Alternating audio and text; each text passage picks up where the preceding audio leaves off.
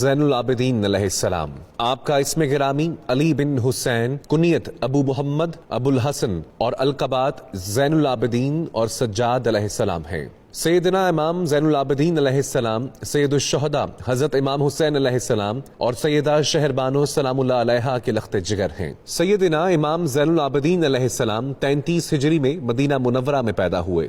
زندگی کے پہلے 7 برس اپنے جد امجد امیر المومنین سیدنا علی المرتضیٰ کرم اللہ وجہ الکریم کی میت میں بسر فرمائے اور خصوصی باطنی فیضان سے مشرف ہوئے۔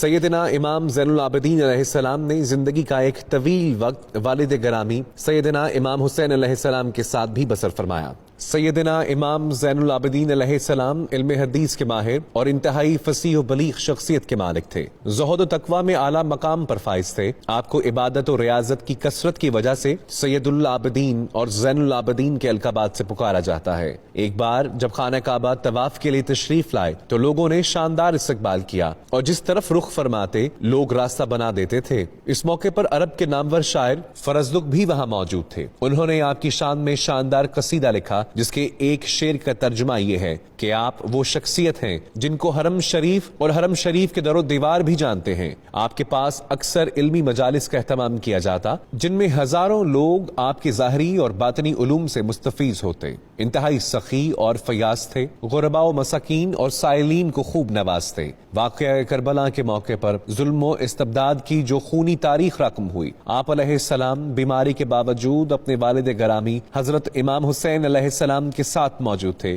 اور سید الشہداء حضرت امام حسین علیہ السلام کی شہادت کے بعد اپنی پھوپھی جان سیدہ زینب سلام اللہ علیہا کے ہمراہ قافلے کو لے کر واپس مدینہ منورہ تشریف لائے۔